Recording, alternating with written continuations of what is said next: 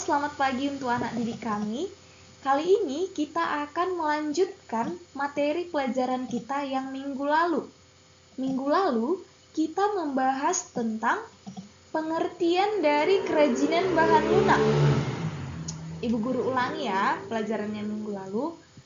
Kerajinan bahan lunak adalah suatu kerajinan yang dibentuk, diciptakan menggunakan bahan-bahan yang bersifat lunak. Bahan yang bersifat lunak itu seperti apa? Bahan yang lunak itu adalah suatu bahan yang memiliki struktur lembek, lentur, kemudian mudah dibentuk. Seperti itu. Tugas yang minggu lalu ada teman-temannya yang membuat serabut kelapa merupakan salah satu contoh bahan yang bersifat lunak. Mari kita bahas. Serabut kelapa, semua pasti tahu kan serabut kelapa itu bagaimana? Apakah serabut kelapa memiliki bentuk struktur yang lunak?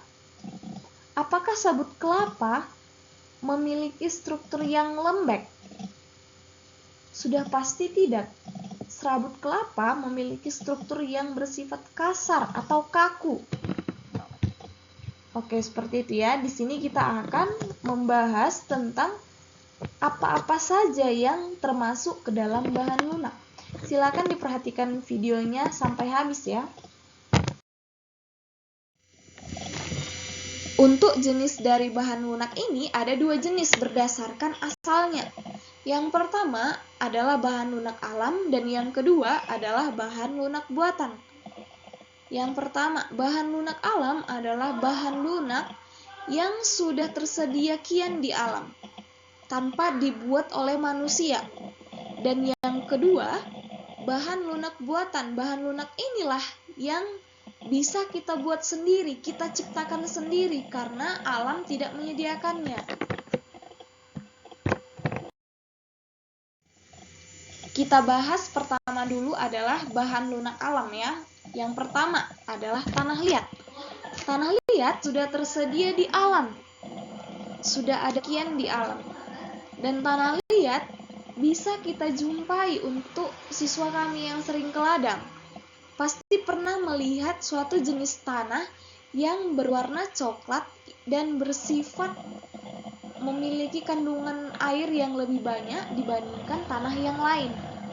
Biasanya tanah ini berwarna coklat dan tanah liat mudah hancur jika tidak melalui proses pembakaran.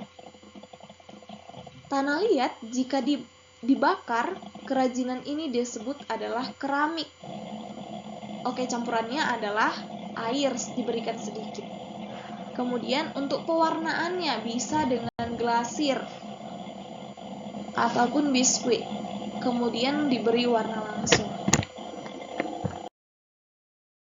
Bisa diperhatikan di slide ini ada beberapa gambar. Yang pertama adalah gambar tanah liat tersebut berwarna coklat, seperti yang saya bilang tadi ya. Kemudian ada seseorang yang sedang menciptakan sebuah kerajinan dari tanah liat. Dan ini adalah beberapa gambar dari produk atau kerajinan yang dihasilkan dari tanah liat. Ada berupa asbak rokok, ada berupa tempat meletakkan sikat gigi ataupun barang-barang yang lain, barang-barang kecil yang lain. Yang kedua adalah kulit. Kulit yang dimaksud berasal dari kulit hewan yang sudah tersamak hingga mudah dibentuk. Dan yang kedua, kulit ada yang berwarna putih, hitam, coklat, ataupun krem sesuai dengan hewan apa yang dikulitinya. Jadi setiap hewan itu kalau kita perhatikan dengan detail memiliki warna kulit yang berbeda, tekstur yang berbeda. Dan kemudian kulit alami jika terbakar akan berbau sate. Berbeda kulit alami dan kulit sintetis yang dibuat dari plastik. Pasti akan berbeda bau sate dan bau plastik. Kemudian yang keempat, kulit tidak tahan air. Jika terkena air akan merusak struktur dari kulit itu sendiri. Ini adalah gambar beberapa jenis hewan yang memiliki kulit yang berbeda. Yang pertama kulit kambing, kulit kuda, kulit bison, dan kulit rusa. Biasanya kulit-kulit ini digunakan untuk membuat suatu kerajinan. Bukan hanya hewan ini saja ya, ada kulit ular, kulit buaya, dan kulit yang lain. Keempat jenis hewan ini memiliki warna, struktur kulit yang berbeda. Kulit kambing dia berwarna lebih hitam, berbeda dengan warna kulit bison yang berwarna coklat.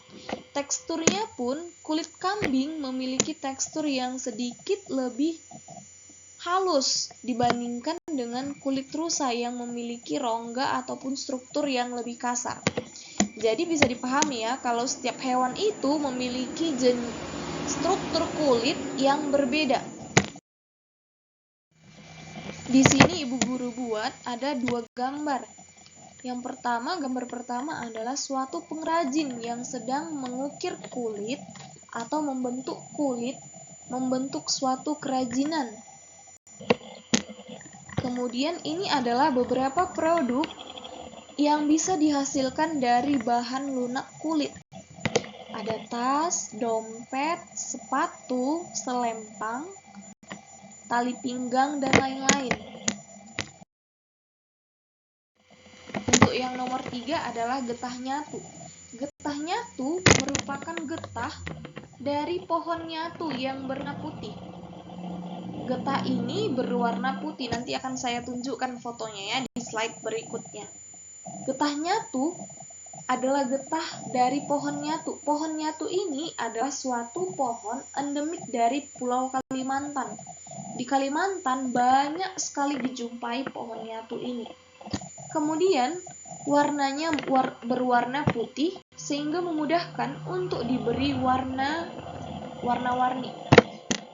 Kemudian jika ingin dibentuk, getah harus dimasak terlebih dahulu agar lunak dan elastis.